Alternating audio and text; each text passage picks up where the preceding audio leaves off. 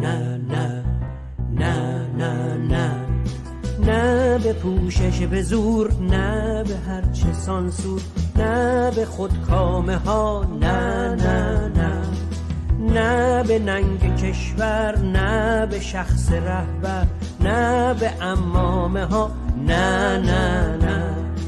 نه به گشت ارشاد خصم زنان آزاد، نه به دیکتاتورها، نه نه به زجر و زندان، نه به ضد انسان، نه به جیغ خورها، نه نه به نوح خانی دشمن شادمانی، نه به مدح و مداح، نه نه نه نه به دین زوری، نه به بیشعوری، نه به اشک تمساح، نه نه نه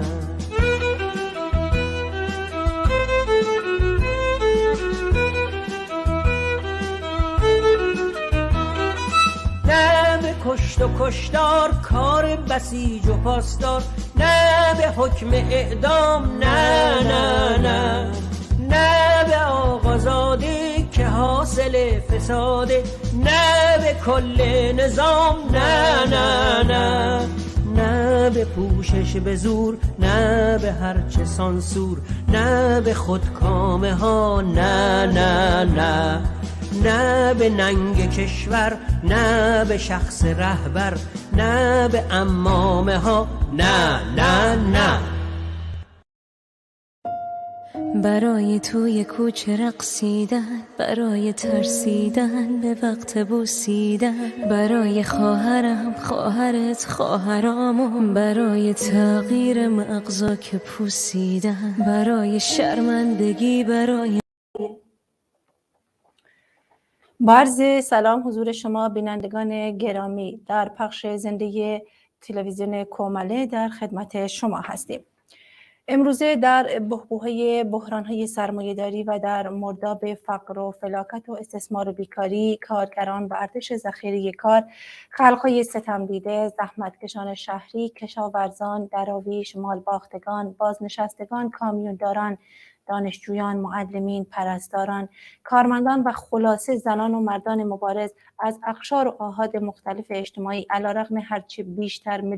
میلیتاریزه شدن جامعه و بست اختناق و سرکوب وحشیانه و بگیر و ببند و شکنجه و حبس فالین کارگری و جوانان مبارز در سراسر کشور، هر روز در صفوفی متراکمتر از روز قبل با تکرار شعارهایی که مضمون سرنگونی طلبی دارند علیه رژیم جمهوری اسلامی و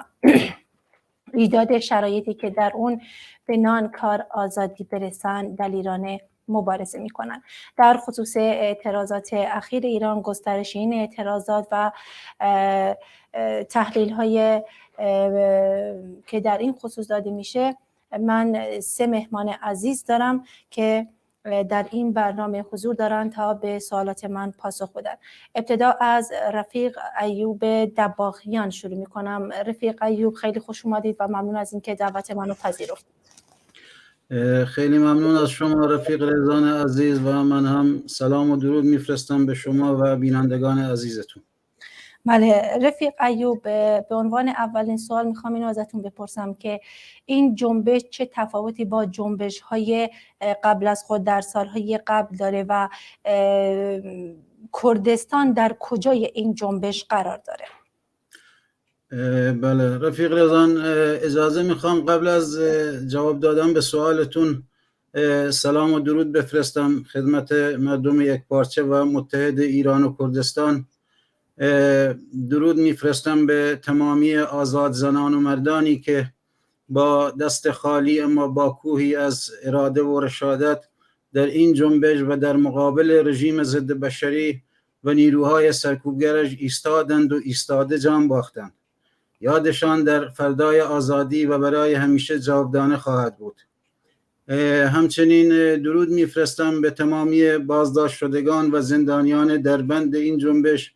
و دیگر زندانیان سیاسی. دست مقاومتشان را به گرمی میفشارم و سلام میفرستم به زخمی ها و مجروحین عزیزی که حتی امکان استفاده از امکانات پزشکی در بیمارستان ها را ندارند و برایشون آرزوی بهبودی هرچه سریع را دارم. اگه کمی در رابطه در خصوص سوالتون کمی به عقب برگردیم و نگاهی سریع به گذشته و تاریخ مبارزات سیاسی و اجتماعی ایران و جنبش‌های و اعتراضات مردمی و ملیت‌های ایران بیاندازیم، می‌بینیم پس از سرکار آمدن جمهوری اسلامی در 43 سالی که گذشت، به ویژه پس از جنگ ارتجاعی ایران و عراق و پایان دهه 60 مرتباً خیزش‌های خیابانی، اعتراضات در کل، مبارزات مردمی علیه این نظام و رژیم جنایتکار وجود داشته است و مردم به سطوح آمده از خفقان و سرکوب، فقر و بیکاری، نبود آزادی و امنیت و آسایش جانی تا مبارزات زنان، کارگران، دانشجویان و دیگر اقشار جامعه از تظاهرات و اعتراضات مشهد، قزوین، شیراز و عراق در دهه 70 گرفته تا اعتراضات دانشجویی تیر ماه 78، خیزش‌ها و اعتراضات‌های 96 و 98 و حتی پارسال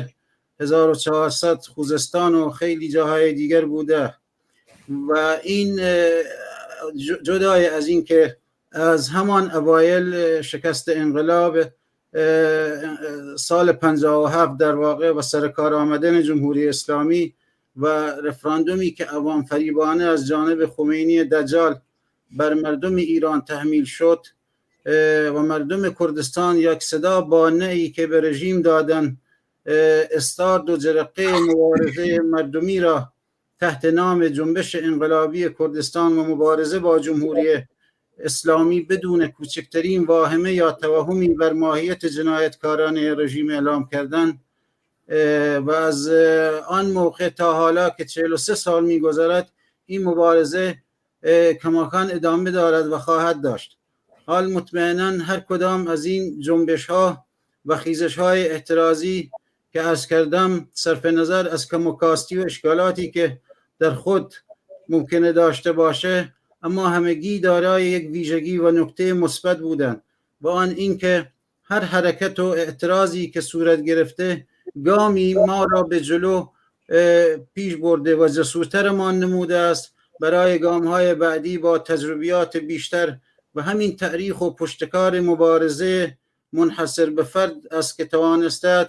ما را به مقطع کنونی و در واقع خودسازمانی متحدانه برای مبارزه مشترکمان در مقابل دشمن مشترکمان برساند. اما ویژگی هایی که این جنبش در خودش دارد و از سایر خیزش ها متمایزش می کند و بسیارند که طبعا بسیارند و زیادند، ما مهمترینش از نظر من بعد از قتل مظلومانه و وحشیانه مهسا امینی ژینا و اعلام اعتصاب عمومی از جانب احزاب سیاسی و مردمی کردستان بود و ما دیدیم که خیلی سریع و در همان روز اعتصاب بسیاری از شهرها و استانهای ایران را در بر گرفت و تبدیل به یک حرکت مردمی و سراسری ایران شد و دیگر موضوعی به اسم جنبش من، شما، او یا آنها دیگه وجود نداشت و هرچی بود و هست موضوعیت عمومی و توده‌ای پیدا کرد و تبدیل به یک جنبش و خیزش عمومی به اسم مای ملت یک پارچه و متحد گردیده، آن هم نه برای اصلاحات یا سرزنش کردن رژیم یا ارگانهای سرکوبگرش، بلکه برای برچیدن و سرنگونی کامل رژیم و دیگر غم از دست دادن ژینا و ژیناها و شعار زندگی آزادی، زندگی آزادی تنها غم و شعار زنان کرد و ملت کرد نیست، بلکه مرگ مهسای عزیز اگرچه بسی دردناک بود و هست، اما توانست تبدیل به سمبل و نماد اراده، اتحاد و همبستگی در مبارزه تمام ملیت‌های تحت ستم و سرکوب ایران از کردستان گرفته تا سیستان و بلوچستان تبدیل شود و همین همبستگی و اتحاد و با هم بودن کاری کرده است که قدرت و عملکرد رژیم را در پیشبرد سیاست عوام فریبانه با شایع پراکنی و تفرقه اندازی، تبعیض و تشنج‌زایی قومی مذهبی از بین ببرد. رهبری و حضور زنان هم از دیگر ویژگی‌های مهم این جنبش است. اگرچه هیچ جنبشی بدون حضور زنان موفق نخواهد بود و این موضوع را به وضوح زنان در این جنبش برای افکار عمومی و خصوصا مغزهای پوسیده ثابت نمودند. و دیگر اینکه وجود عنصر آگاهی در بین مردم هستش، چون با علم به آگاهی می توانیم تشخیص دهیم که در مراحل گوناگون از جنبش چه کار باید بکنیم و هم تا چه حد بسیاری جلوی کشتار جنایتکارانه رژیم را بگیریم. اگرچه کشته و زخمی هم هست متاسفانه، ولی در مقیاس با خیزش‌های قبلی آبان یا آبان 98 خب قابل قیاس نیست. رفیقی جان، و اما در مورد کردستان اگه بخوام به دور و نقش کردستان و جایگاه مردم همیشه مبارز و انقلابیش اشاره کنیم، صرف نظر از شروع جنبش و خیزش مردمی که با فراخوان و احزاب عمومی احزاب سیاسی و مردم کردستان در 28 شهریور استارتش زده شد و تمام ایران را در بر گرفت، باید بگویم که کردستان در طول 43 سال حاکمیت جمهوری اسلامی همواره میدان مبارزه آزادی خواهانه بوده که به کردی ما بهش میگیم مکوی شورش و بزوتنوی شورش گرانه. لذا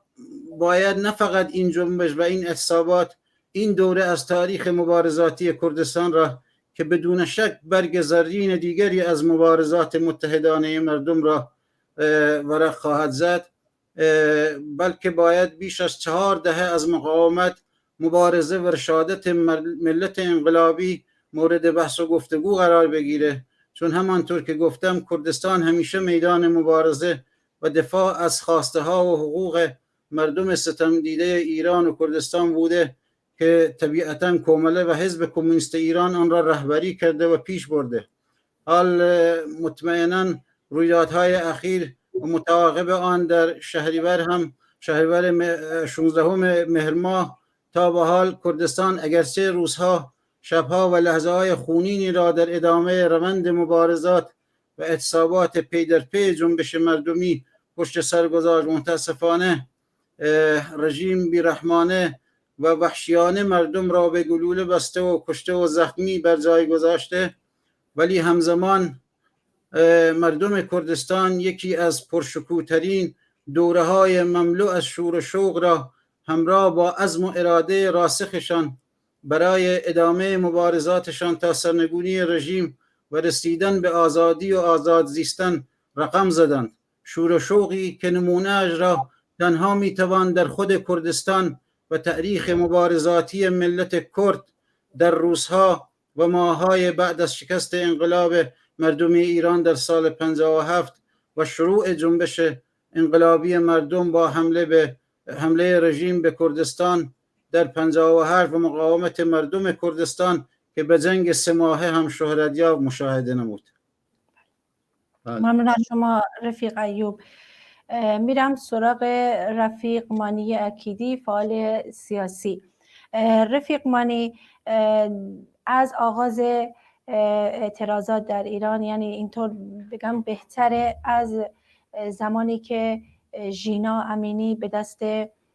نیروهای سرکوبگر گشت ارشاد کشته شد، چندین اعتصاب عمومی در کردستان به وقوع پیوست که اعتصاب‌های موفقی هم بودن. شما نظرتون در مورد این اعتصابات چیه و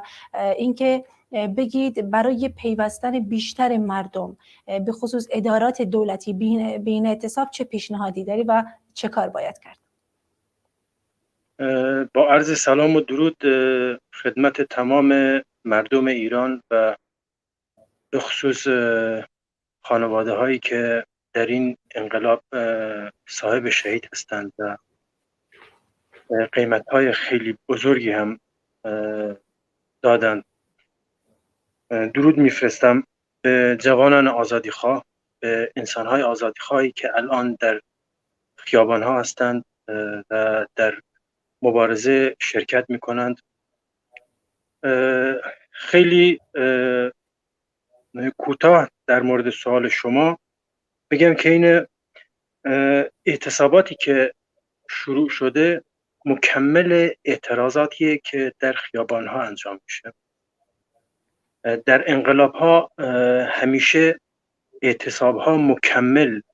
مکمل قیام ها بوده ما میبینیم که الان اصلوی مثل یک قطب اقتصادی جمهوری اسلامی که تقریبا از دو بخش انرژی ایران رو تامین میکنه در اعتصاب به سر میبرند و پالایشگاه آبادان که خیلی خیلی مهمه و نیشکر هفت تپه که در اعتصاب به سر میبرند، اینها قطب‌های خیلی مهم اقتصادی ایران هستند و مکمل انقلاب هستند. یعنی به وضوح دیده میشه که جنبشی که و قیامی که الان شروع شده در ایران جنبشی که واقعا از بطن تاریخ میاد. یک موضوع 2 روز یا 3 روز یا 1 ماه نیست و رفیق ایوب هم خیلی خوب اشاره کرد به این موضوع ها. بر همین اساس این اعتصاباتی که الان انجام شده مکمل قیام است و باید شدیداً حمایت بشه از طرف مردم، چون الان حالتی که ما میبینیم، این انقلابی که الان در ایران در حال ما یک انقلاب باشکوه میبینیم، از هر طیفی خودشو داخل این میبینه، از زنها، از کارگران، از کودکان دبستانی، از دانشجوها، از معلمها، از هر طیفی که توی جامعه هست خودشو توی این انقلاب میبینه. بر همین اساس ضربه کشنده‌ای که به جمهوری اسلامی زده خواهد شد دقیقاً از طرف کارگر هست، با اعتصاب کارگر هست. اگر ما یک تحلیل واقع بینانه از جامعه امروز ایران و این جنبشی که رخ داده انجام بدیم، اینه که واقعاً ما الان مشاهده میکنیم که تمام اقشار ایران از بلوچستان بگیر تا آذربایجان، از خوزستان بگیر تا مشهد، همه اینو درک کردن که واقعا جمهوری اسلامی هیچ گونه نمیتونه این احقاقی که این ملت ها دارن رو ادعا کنه و بتونه این احقاق رو پراتیزه کنه. یعنی در این میبینیم که مشروعیت خودش رو از دست داده. وقتی ما میبینیم در یک دبستان، در دانشگاه، زنها، مردها در کف خیابون همه شعار میدن که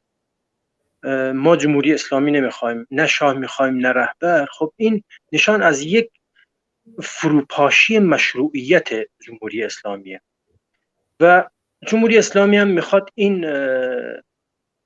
شکست خودش رو در داخل با برپایی بعضی از جنگ‌های خارجی یا حالا دشمن‌های خارجی یا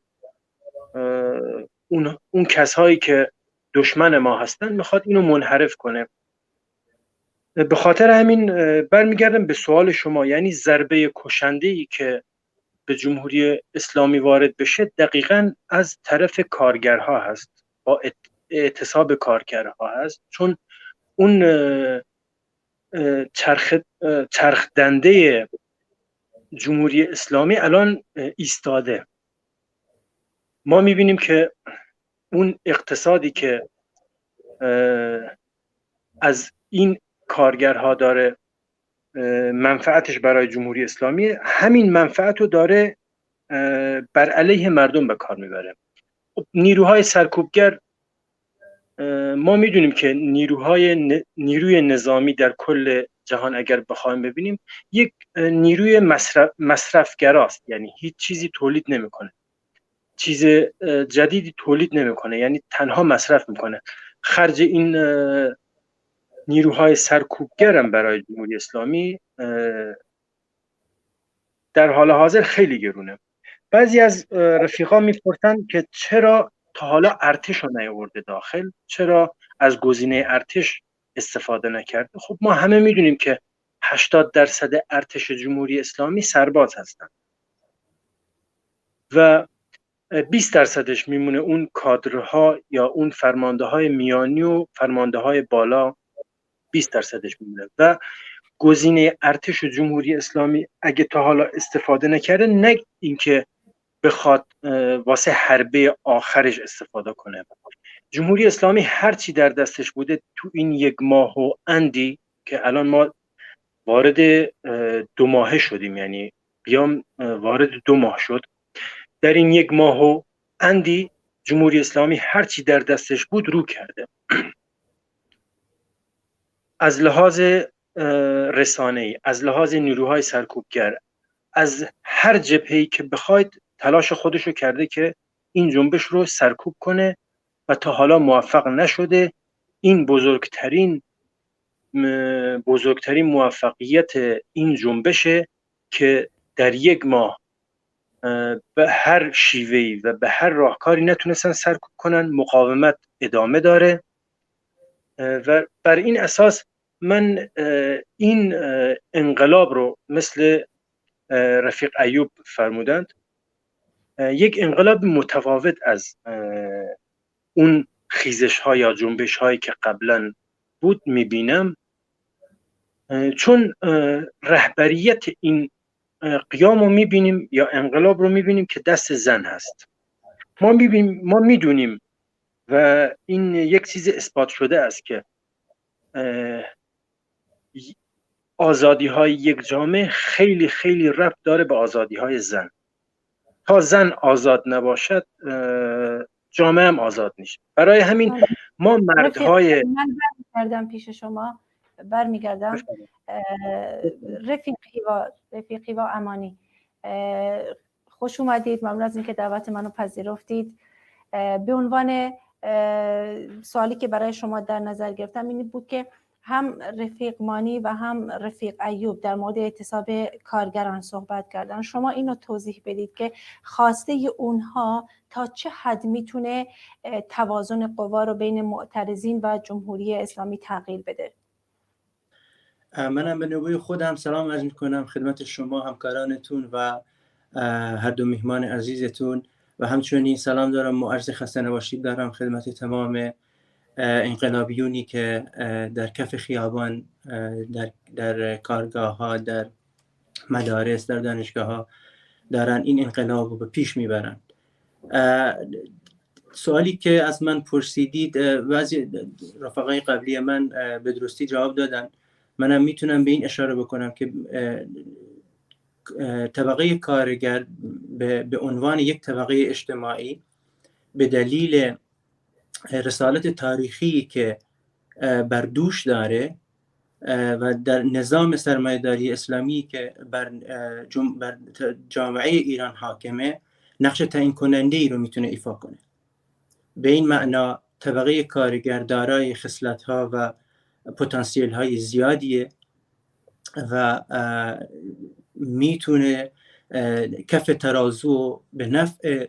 انقلابی که در ایران داره به پیش میره سنگین بکنه. همه میدونیم که در ایران طبقه کارگر دارای تشکل، دارای رهبران شناخته شده خودش است و بعضی از این رهبران در زندان به سر میبرند، ولی این جنبش بعد از انقلاب سال 1357 که نقش تعیین کننده ای رو در اون انقلاب ایفا کرد، همه میدونیم که با بستن شیرای نفت شرکت نفت و به میدون اومدن طبقه کارگر این انقلاب به سرانجام رسید و این جنبش، این طبقه از اون زمان تا الان بیکار ننشسته. درسته که در سالهای اخیر مطالبات صنفی خودش رو دنبال کرده، ولی هیچ وقت از آرزوهای جامعه غافل نبوده و همواره خودش رو جزوی از این طبقه جزوی از این اجتماع دونسته. به این دلیل که درسته در کارخانه، در محل کار کارگر به حساب میاد، ولی وقتی وارد جامعه میشه، وقتی به خانه برمیگرده، هم شهری، هم کشوری و پدر و مادر و حتی خواهر و برادر این جامعه هست. به همین دلیل این رسالت رو داره که به میدان آمدن بتونه کفه ترازو رو به نفع انقلابی که در جریان سنگین بکنه. همه میدونیم جمهوری اسلامی به غیر از سودی که از فروش نفت، گاز و اینجور وسایل به دست میاره، منبع درآمد دیگه به خصوصی نداره. به همین دلیل کارگران چه در صنعت نفت، چه در صنعت پتروشیمی و نیشکر هفت‌تپه و حتی کارگرانی که به عنوان تاکسیران، به عنوان راننده اتوبوس، کارگران شهرداری با به میدان آمدن و متحد بودن و یک پارچه عمل کردن با مطالباتی که در کف خیابان در جریانه، میتونن این انقلاب به سرانجام برسونن. فقط شما در نظر بگیرید یک روز یا یک هفته کارگران شهرداری به کار خودشون عمل نکنن، کاری که به عنوان وظیفه دارن اونو انجام ندن، چه بلایی بر سر جامعه ایران میاد؟ یا معلمان یا پرستاران یا هر کسی که به عنوان کارگر در جامعه ایران شناخته میشه، اگر متحد یک پارچه عمل بکنن، این نظام ساقط میشه. و دیدیم تا الان، یعنی جنبش اجتماعی که الان در جریانه، وقتی با به میدان اومدن کارگران در نیشکر هفت‌تپه، در پتروشیمی ها، در شرکت نفت، قوت دیگه‌ای گرفت، حرف دیگه‌ای واسه گفتن داشت. یعنی تمام رسانه‌های ابرقدرت اپوزیسیون راست رو اگه نگاه می‌کردی، تمام وقت بانک سر میدادن که چرا کارگران ساکتن، چرا کارگران هیچی نمیگن. و الان وقتی کارگران میان حرف دارن واسه گفتن. همونطور که اسماعیل بخشی گفت، شرافت رو دارن معنا میکنن. به این معنا تأثیر به سزایی در روند رادیکالیزه شدن و به سرانجام رسیدن این انقلاب دارن و در آینده هم به دلیل تشکل، به دلیل پتانسیل های بالایی که دارن در رهبری و به قدرت رسیدن طبقه کارگر تأثیر به سزایی خواهند داشت. بله، ممنون رفیقی. و بعد از دیدن یک کلیپ دوباره با مهمانان عزیز برخواهم.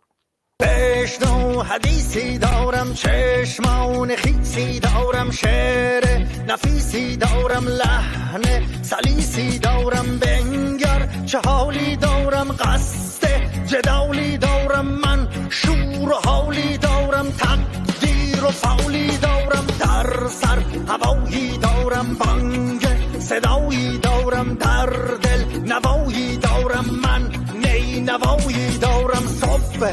پگاهی دارم، از نو نگاهی دارم، دیده براهی دارم، فرخنده ماهی دارم، من آفتابی دارم، شمشیر نابی دارم، روز حسابی دارم، خشم و عذابی دارم، شیر ژیانی دارم، گرز گرانی دارم، راز نهانی دارم، شوری دجانی دارم، من خون فشانی دارم، آتش فشانی دارم، رستم نشانی دارم، دشمن کشانی دارم، من انقلابی دارم، من پیچ و تابی دارم، با خود کتابی دارم، فصل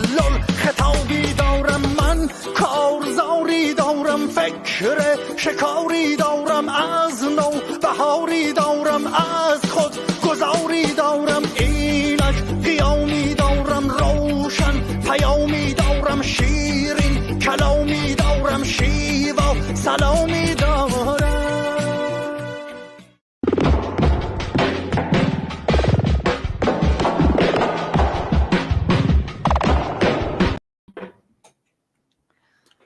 با سلامی دوباره حضور شما بینندگان گرامی و 3 مهمان عزیز برنامه، رفیق ایوب، رفیق هیوا و رفیق مانی عزیز. رفیق ایوب، برمیگردم پیش شما. جامعه جهانی و نهادهای بین المللی، دولت‌ها و قدرت‌ها و جوامع حقوق بشری در مورد این خیزش چه موضوعی داشتن به خصوص احزاب و سازمان‌ها؟ بله، من البته قبل از اینکه جواب سوال شما رو بدم میخوام یه درود بفرستم حضور هر دو مهمان عزیز، رفیق مانی و رفیق هیوا. من نمیدونستم حقیقتا ایشون حضور این دوستان رفقا حضور دارن، به خاطر من باید عذر منو بپذیرن در این رابطه. و در تکمیل یک جمله رفیق مانی که به درست اشاره کردن، اونم گفتن که فرمودن که رهبری این جنبش و رهبریش و زنان، من فقط اینو اضافه کنم که زنان و جوانان، یعنی زنان و جوانان پیش قدم این جنبش و در رأس این جنبش قرار دارن. در خصوص سوال شما، ببینید تا جایی که به افکار عمومی برمیگرده، مطمئناً اکثریت جامعه جهانی عملکرد و مناسبات رژیم آخوندی در خصوص برخوردش با مردم ایران محکوم میکنن و تصویری که از جمهوری اسلامی دارن عبارت از یک حاکمیت دیکتاتورمنش، ضد بشری و زن ستیزانه و معمولاً در اکثر تجمعات و اکسیونها هم شرکت و حضور فعال دارن مردم اروپا و حتی بعضیا در محکومیت رژیم و حمایت ملت سخنرانی میکنن. در خصوص سازمان ها و نهادهای بین المللی و حقوق بشری هم خب اونها همیشه در حد بیانیه و اطلاعیه این رژیم رو محکوم کردن و میکنن، اما در رابطه با دولت ها اگرچه محکوم کردن جمهوری اسلامی را، بعضا در برخی کشورها از جمله کانادا تعداد زیادی از مسئولین طراز اول حکومت رو ممنوع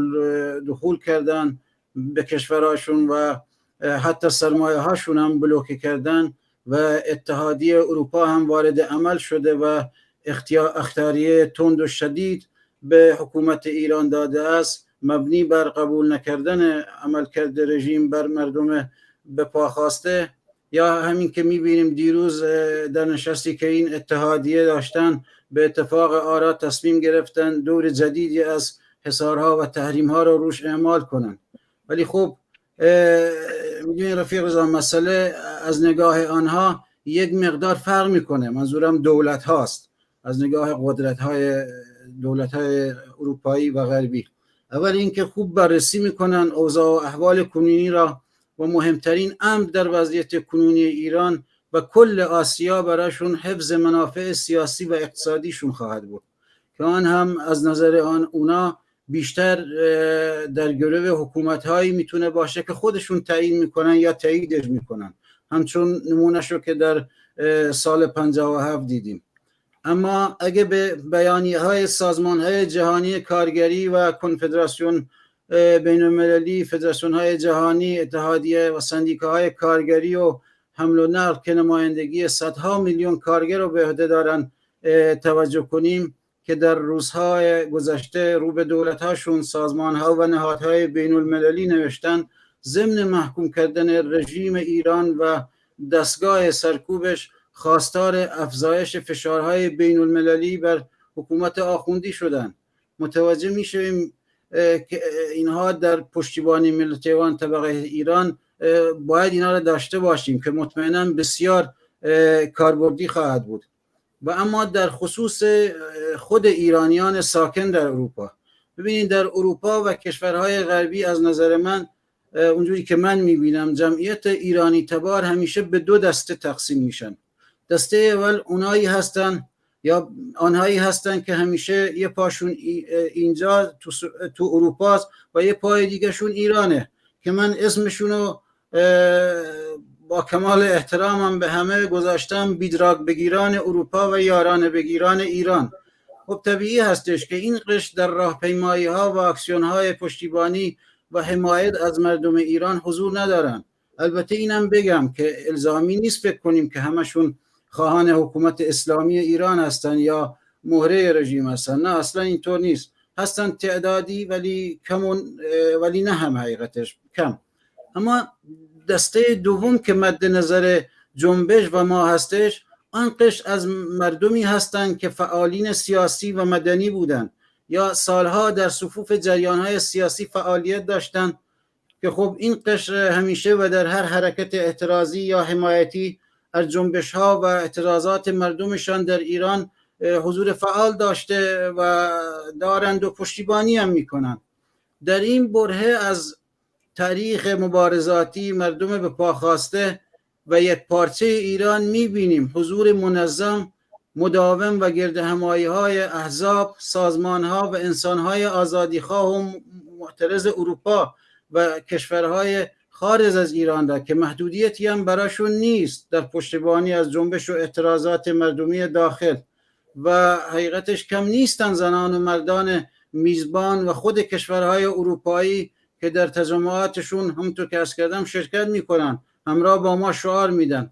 و این نکته رو بگم که هر چقدر حضور ما وسیع‌تر و متحدانه تر باشه، صرف نظر از اختلافات نظری، فکری و سیاسیمون، به همون اندازه میتوانیم نقش بیشتر و بهتری داشته باشیم رو افکار عمومی قدرت‌های غربی و اروپایی و سازمان‌های و نهادهای بین‌المللی حقوق بشر در تصمیماتی که باید بگیرن در رابطه با ایران و فشارهاشون بر روی جمهوری اسلامی. به نظر من مهم بشنون که این ملت چی میخوان تا تصمیماتشونو در صورت سقوط رژیم دوباره مثل سال 57 سناریویی از پیش تعیین شده را صرفاً به خاطر منافع خودشون بر ملت ایران تحمیل و غالب نکنن. اینم اضافه کنم که اگرچه در تمام اروپا و کشورهای غربی هر روز یا 2 روز در هفته تجمعات اعتراضی در حمایت و پشتیبانی جنبش و خیزش مردمی وجود داره با حضور مناسب و متفاوت در هر تجمعات. طبعا ممکنه بعضی تجمعات جمع وسیع‌تری شرکت کنند، در بعضی‌ها کمتر. اما خواستم بگم که در شنبه پیشرو، همین شنبه پیشرو هم فراخوانی عمومی داده شده از جهت راهپیمایی که مطمئناً حضوری وسیع و مردمی خواهند داشت. بله. رفیقی و رفیق ایوب از حمایت‌های جهانی در خیزش انقلابی مردم ایران صحبت کردن. حالا میخوام اینو از شما بپرسم که این موج محکومیت‌های خارجی چه نقشی بر روی دستگاه تصمیم گیری جمهوری اسلامی داره؟ چه نقشی بر روی اعتراضات میتونه داشته باشه؟ ببینید، به دلیل خصلتی رادیکال و انقلابی که این خیزش به خودش گرفته و به دلیل نقش برجسته زنان در این جنبش، شما به شعار اصلی این جنبش وقتی نگاه میکنید، زن، زندگی، آزادی، و اون رو به هر زبانی که ترجمه میکنید، به غیر از پیشرو بودن، به غیر از همدلی و به غیر از همصدایی چیز دیگه رو نمیتونید تصور کنید. یعنی وقتی مثلا این شعار رو برای مردم، زنان عراق، برای زنان افغانستان، برای زنان ترکیه، برای زنان اروپا، برای زنان آفریقا، برای هر زنی ترجمه میکنی، خودش رو تو شعار میبینه. یعنی شعاریه که باعث این میشه که در درون انسان بجوشه و احساس همزادپنداری بکنه. به این دلیل در خارج از مرزهای ایران اتحادی و همصدایی و همبستگی صورت گرفته که این اتحاد و همبستگی کار رو به جایی رسوند که دولت مردان کشورهای غربی نتونستن ساکت بشن، نتونستن در قبال این اتحاد و همصدایی صدایی ازشون در نیاد، حداقل تصمیم سیاسی نگیرن، چون میدونستن دیر یا زود گریبانشون گرفته میشه و چیزی جز رسوایی براشون نمیمونه. و میبینیم خیلی بدون اینکه مثلا اگه کار انقلابی هم انجام بدن دارن مثلا چند نفر از سردمداران مثلا سپاه پاسداران یا کسانی که مثلا الان دارن به دولت روسیه پهپاد میفروشن و تحریم میکنن. یعنی این کاریه که مثلا دارن در برای مثلا پشتیبانی از این جنبش یا به دلیل مثلا پشتیبانی از اوکراین هم دارن انجام میدن. یعنی این کاریه که انجام داره قرار داره انجام بشه. ولی چیزی که بسیار مهمه اینه که اتحاد و همبستگی بسیار مهمی در سراسر جهان به دلیل محوری بودن زنان، به دلیل شعارهای رادیکال و انسانی که از ایران داره به گوش میرسه شکل گرفته و این کاری کرده که جمهوری اسلامی به خودش حداقل در بعضی از سنگرها به خودش بیاد و همونطور که دیدیم رئیس قوه قضاییه رو مثلا تو تلویزیون میارن، یعنی به نوعی میخواد اینو بگه که من مثلا صدای انقلاب شما رو شنیدم، بیایید با هم صحبت کنیم. یعنی در دیواری که از جمهوری اسلامی به ما تعریف میکردن که نمیتونه این دیوار بریزه، خدشه ناپذیره، هیچ کسی نمیتونه مثلا جمهوری اسلامی رو بلرزونه، ولی الان داریم میبینیم نه لرزه، داره میریزه، کلا داره اصلا میپاشه. به همین خاطر ما باید به عنوان مردم ایران، به عنوان کسانی که داریم در این جنبش دستی بر آتیش داریم، بیشتر به همبستگی که مردم جهان از ما نشون دادن به اون دلخوش کنیم و به چیزی که دولت مردان یا سردمداران دولت‌های غربی دارن تو رسانه‌هاشون میگن دل نبندیم، چون همه میدونیم که چیزی که برای اونا مهمه سوده و میخوان ببینن کفه ترازو رو ببینن به کدوم برسنگینی میکنه، اون موقع تصمیم میگیرن که چه کاری باید واقعا انجام بدن. ولی همونطور که گفتم این جنبش باید به همبستگی که در بیرون از مرزها داره بهشون میرسه گوش بدن. یعنی واقعا وقتی مثلا سوشال میدیای کشورهای خارجی رو نگاه میکنی، از بچه‌های کوچیک تا هم کسانی که مثلا سنشون خیلی زیاده واقعا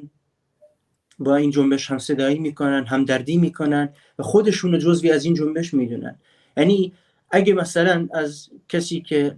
اخبار رو تعقیب نمیکنه، خودش رو سیاسی نمیدونه، میپرسیدی مثلا خاورمیانه یا ایران چیه، همش مثلا میگفتن بمب اتم، ترور، ترس،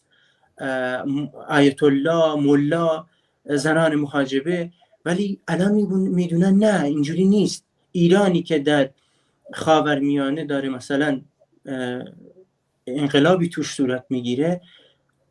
تو تصویراش میبینن که مثلا زنان این جنبش رو دارن به پیش میبرن، مردان هستن، پیرزنا و پیرمردا هستن، دانشجوها، دانش آموزان راهنمایی و دبیرستان هستن که وقتی از مدرسه میان بیرون مقنعهاشون رو از سر بر میدارن. مادر ستاره بهشتی رو میبینن که بعد از 80 سال برای پشتیبانی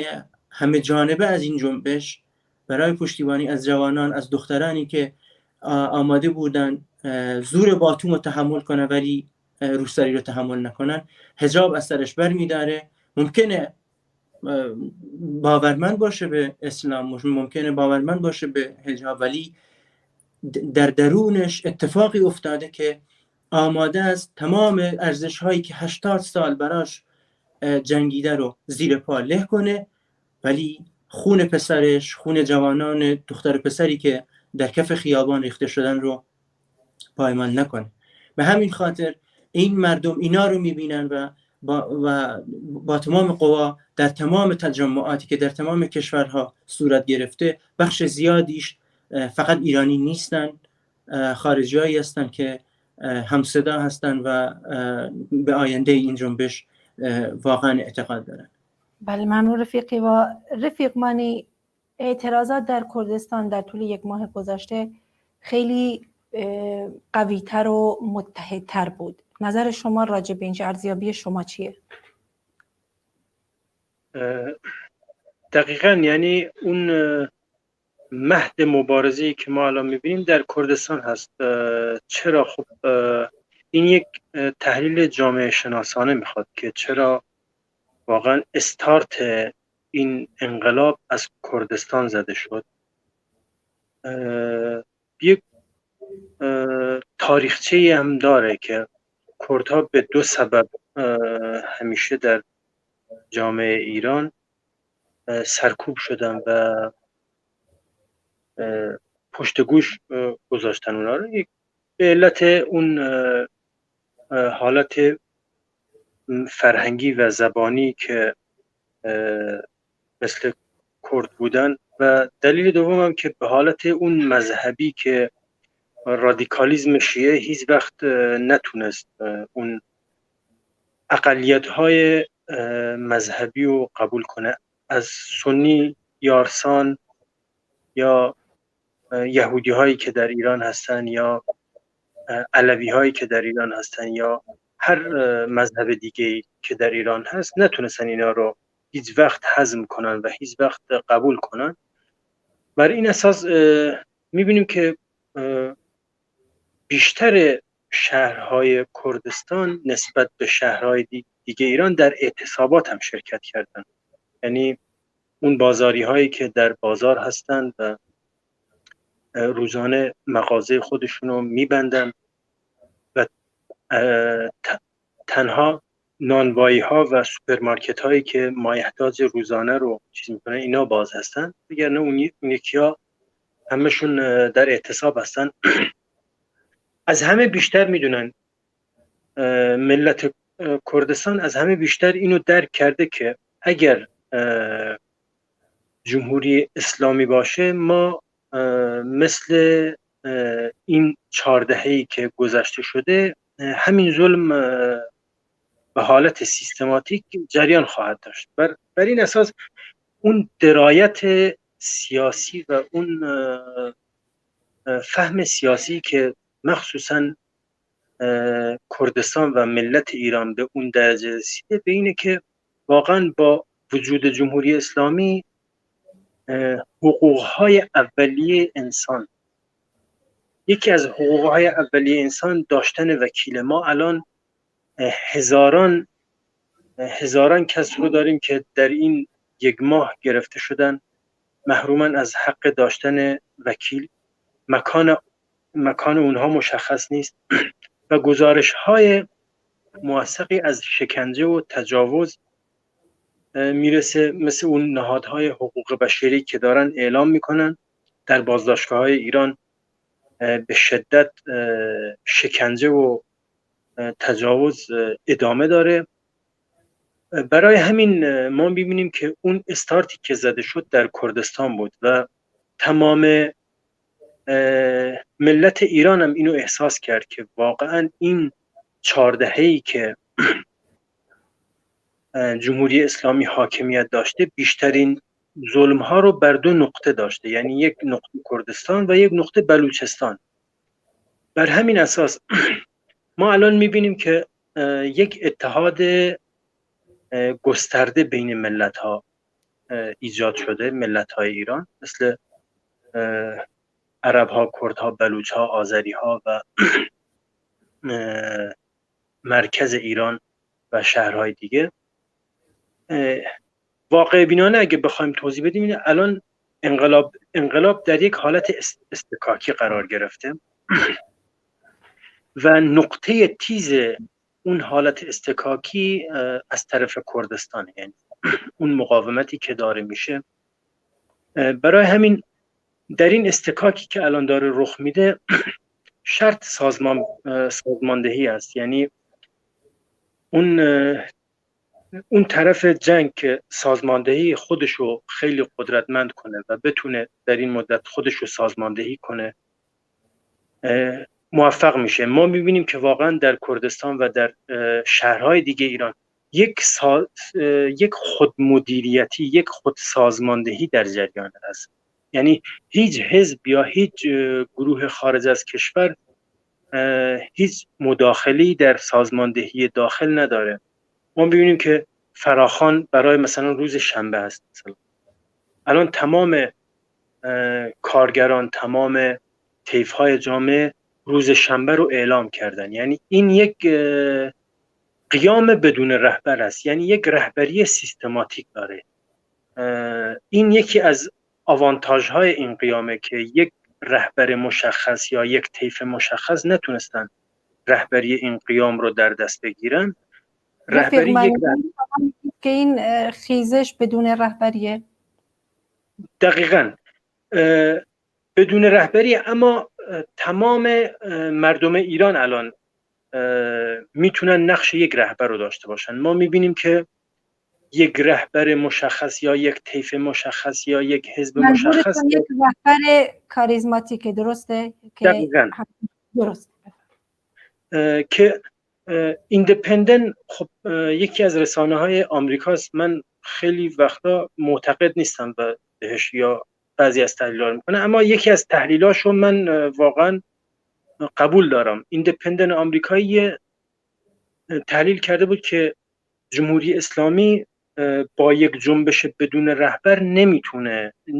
نمیدونه چجوری رفتار کنه، یعنی مخاطب خاصی نداره. بر همین اساس این هم یکی از آوانتاژهای این جنبشه. بر همین اساس من خودم مثل نظر شخصی این انقلابی که الان در ایران رخ میده کمتر از انقلاب اکتبر فرانسه نمیبینم. به قول این رفیقمون که گفت حتی زنهای افغانستان، حتی یک زن عرب از تونس میاد خودشو در اینجا میبینه، زنهای فرانسه، اروپا، آمریکا خودشونو در این میبینن، جوانهایی که میان گروپ‌های موسیقی هستن میان حمایت میکنن از این. تمام جهان متوجه این شده که واقعا یک ذهنیت مرد سالاری که داره خدمت به اقتدار میکنه هست. حالا این ذهنیت مرد سالار در قالب جمهوری اسلامی یا در قالب داعش یا در قالب این دولت‌هایی که میگن ما آزادی زن برای جامعهمون درست کردیم یا آزادی هست، خب متوجه این میشیم که در درجه اول رفیق ایوب هم حرف منو مکمل کرد، یعنی جوانان و زنها. یعنی واقعا الان جوانها هیچ آینده‌ای در جمهوری اسلامی برای خودشون نمیبینن، زنها نمیبینن، کارگرها نمیبینن، معلمها نمیبینن. برای همین واقعا در یک قیام هستیم، در یک انقلاب هستیم و شکوه این انقلاب خیلی بزرگه. موفقیت هایی که در این یک ماه و چند روزی که کسب شد موفقیت های بسیار بسیار بزرگی هستند و تنها چیزی که من آخر حرفم اینه، تنها چیزی که الان دست جمهوری اسلامی مونده رسانه اون و اون جنگ روانی که میخواد بر علیه این راه بندازه، چون از راهکارهای دیگه استفاده کرد، شکست خورده. تا حالا نتونسته از راهکارهای شدت، خشونت و نیروهای نظامی خودش هیچ نتیجه بگیره و الان به شدت روی خودش آورده به جنگ روانی. برای همین خیلی خیلی باید تمام طیف‌ها، تمام حرکت‌ها و تمام مردم ایران مواظب جنگ روانی جمهوری اسلامی باشیم و بتونیم جنگ روانی اونم خنثی کنیم. خیلی ممنون رفیق منی. من به عنوان آخرین سوال یک سوال دارم، از هر سه رفیق میپرسم این سوالو و سوالم اینه که آینده این خیزش و این جنبش رو چطور میبینید؟ رفیق ایوب ابتدا شما بفرمایید. بله، ببینید اگه چه آینده و موفق بودن این جنبش میتونه بسته به خیلی مسائل و موضوعات باشه، چه به لحاظ داخلی و چه خارجی که روشون هم تقریبا صحبت کردیم، اما در نهایت این خواست و توان اراده ملت برخواسته در خیابانه و اتحادشونه تایید میکنم، یعنی تاکید میکنم که اتحاد و همبستگی و تداوم خیزش و اعتصابات سراسری که آینده این جنبش و خیزش رو رقم میزنه. اما باید بدانیم که صرف نظر است که صرفاً این طور نیست که حتما اعتراضات باید هر روزه باشه یا در تمام شهرها یک نواخت باشه، بلکه همانطور که عرض کردم مسئله ای که مهمه اینه که این اعتراضات و اعتصابات باید ادامه دار باشه که مطمئنا ادامه دار هستش. در این صورت است که تلاش های تفرقه اندازی و زوزه های پایانی و قبل از مرگ خامنه‌ای و دستگاه حاکمش هم دیگر کاری از پیش نخواهد برد و من مطمئنم این جنبش و مردم به پا خواسته دیگر سر باز ایستادن ندارن و نباید هم داشته باشن، چون مردمی که این حرکت رو پیش میبرن آن قشر یا طبقه از جامعه ایران هستند که در طول این 4 دهه از حاکمیت رژیم همه چیزشان را از دست دادن و دیگر چیزی برای از دست دادن نمونده. براش چه خونها که داده نشده، عزیزان جان باختمان از کودکان گرفته تا جوانان و دیگر اقشار جامعه، زنان و مردان در بندمان، فرزندان زخمیمان که حتی امکان رفتن به بیمارستان را برای معالجه و مداوا ندارند و از طرفی دیگر کارنامه سیاه 43 ساله رژیم داعشی که مثل بختک بر جان و مال مردم سایه انداخته و سرکوب و کشتارمان میکند. باید برای همیشه شرش کنده شه و به زبالدان تاریخ سپرده بشه. یک بار برای همیشه رفیق رضان، ملت ایران باید بداند که در این مبارزات تنها نیستند و تمام دنیا و افکار عمومی دنیا، حتی دولت‌هایی که تا دیروز دست در دست رژیم صحبت از منافع مشترک می‌کردند، در حمایت از جنبش توده ایران عملکرد مفید دارند. من مطمئنم که با به ثمر رساندن این خیزش و انقلاب این بار نه سرسپردگان و عزیز شدگان رژیم و نه اثر درماندگی و عجز و پزماندگی رژیم، بلکه این ملت به پا خواسته و یک پارچه مردمی هستش که سرود سلام آزادی را متحدانه و از سر اقتدار با صدای رسا و تنین اندازمان در جای جای خاک و بوم ایران و کردستان خواهیم سرود و به گوش تمام جهانیان خواهیم رساند. خیلی ممنون از شما رفیق ایوب عزیز. رفیق مانی شما بفرمایید. در مورد آینده قیام من یک نکته مهمی رو اشاره کنم که در تمام انقلاب ها یک حرکت تکاملی داریم. یعنی قیام یک حرکت تکاملی رو به پیش میبره. ما میبینیم که در هفته اول و هفته دوم و حتی هفته سوم هیچ کارگری یا هیچ شرکتی یا هیچ جایی اعلام همبستگی نکرد، یا میبینیم که در هفته 4 و هفته 5 این اتفاق افتاد. برای همین به قول رفیق ایوب، یعنی این به این معنا نیست اگر یک روز 2 روز یا تمام شهرها با هم خیزش نکردن یه حالت ناامیدی در ما ایجاد بشه. این یک حرکت تکاملیه و ما میبینیم که شهرهایی که شاید ما تا حالا نشنیدیم، یعنی من خودم اهل جغرافیای سیاسی ایران هستم، بعضی از شهرها رو من اصلا اسمشون رو نشنیده بودم. ما میبینیم که مثلا در این هفته های آخر این شهرها اومدن، مثلا شهرستان لالی در خوزستان لرنشینن. من اعتراف میکنم تا حالا من اسم شهرستان لالی رو نشنیده بودم، اما میخوام اینو بگم، یعنی اینقدر شهرهای کوچیک داریم، اینقدر روستاها و بخشهای دیگه داریم، داره این قیام گسترش پیدا میکنه. برای همین نباید به یک چشم این که امروز چرا مثلا فلان محله تهران بلند نشد، چرا فلان شهر بلند نشد، اینجوری با یک نگرش تکاملی. واقعا الان ما میبینیم ریزش به شدت زیاده در ارگانهای جمهوری اسلامی، از آموزش پرورش، از اون نهادهای حکومتی و اون نهادهای مسلح. به شدت میبینیم که ریزش بسیار زیاد است و اونایی هم که تا حالا نتونستن به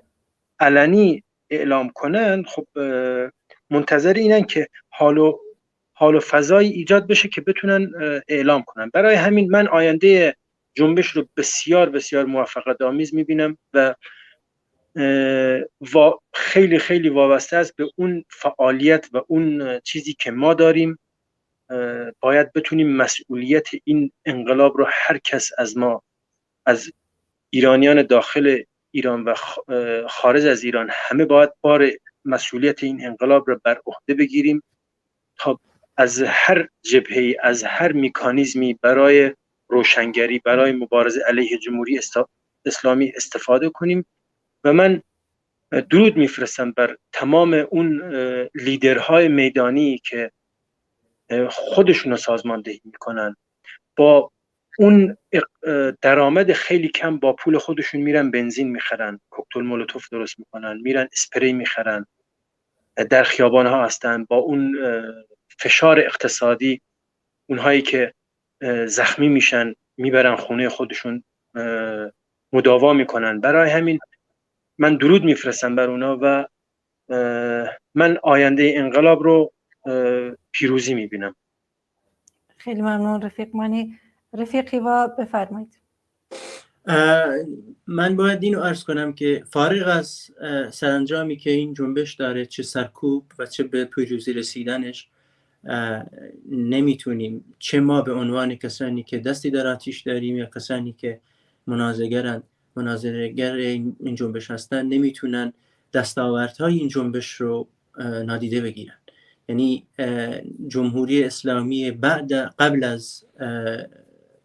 به قتل رسیدن مهسا ژینا امینی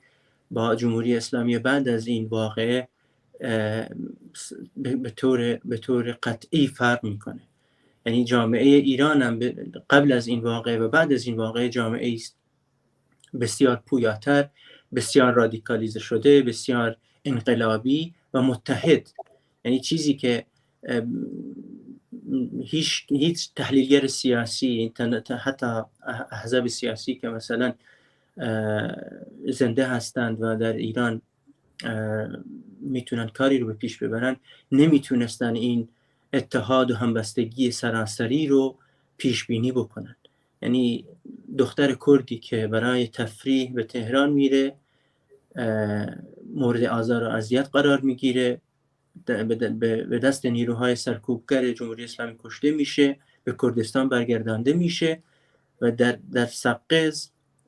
شعاری که سر داده میشه، ژن آزادی یا زن زندگی آزادی، به شعار نه فقط ایرانی، به شعار جهانی تبدیل میشه. این یعنی وقتی این مرحله رو نگاه میکنی دیگه آیندهش معلومه دیگه، این جنبش چیه آیندهش. به همین خاطر من فکر میکنم چیزی جز پیروزی برای این جنبش نمیتونیم منتظر باشیم. ممکنه ساکتش کنن، سرکوبش کنن، ولی دوباره در یک بهار دیگه، در یک چند ماه دیگه، در یک سال دیگه دوباره سر برمیاره و زنده تر، پویاتر و انقلابی تر از ممکن از الان هم عمل بکنه. ولی وقتی به اونجا نرسیده ما باید به چیزی که الان هست امیدوار باشیم و محکمتر از همیشه پای بر زمین بکوبیم، کف خیابونا رو ول نکنیم، تاکتیکامون و کارهایی که انجام میدیم فقط مختص به یک نوع از عمل نباشه. اعتصاب، خیزش سراسری، بانگ برآوردن، سیگنال زدن ماشین ها، تمام اینها میتونه نوعی از اعلام همبستگی و اعتراض باشه و کاری نکنیم که جمهوری اسلامی بتونه حرکت ها و شیوه های اعتراضی فردا و پس فردای ما رو شناسایی کنه. همیشه چیزی در چنته داشته باشیم که بتونیم جمهوری اسلامی و نیروهای سرکوبگرش رو سورپرایز کنیم و کاری بکنیم که نتونن برنامه بعدی ما رو بخونن. به همین دلیل من فکر میکنم ما چیزی جز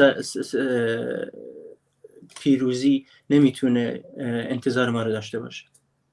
بله ممنون رفیقی. و همونطور که خودتون هم گفتید خشم و نفرت و انزجار مردم نسبت به حکومت اسلامی، نسبت به رژیم جمهوری اسلامی اینقدر زیاده که حتی اگه به زور سرکوب و سرنیزه و زندان و اعدام و شکنجه بتونن این اعتراضات رو به طور موقت ساکت کنن، مطمئناً این خشم و انزجار مثل آتش زیر خاکستر و دوباره فراوان میکنه. ممنون از شما سه رفیق گرامی، رفیق ایوب دباغیان، رفیق مانی اکیدی و رفیق هیوا امانی برای حضورتون در این برنامه. بله عزیزان، به پایان حلقه دیگر از این برنامه رسیدیم. پیش به سوی هماهنگی تمام کارگران و اعتراضات خیابانی تحت رهبری شورای هماهنگی کارگران اعتصاب کننده، پیش به سوی تشکیل صندوق‌های اعتصاب برای تحقق اعتصاب سراسری، پیش به سوی تدارک انقلاب کارگری به رهبری طبقه کارگر و استقرار حکومت شورایی. تا به هم رسیدن دیگر، بدرود.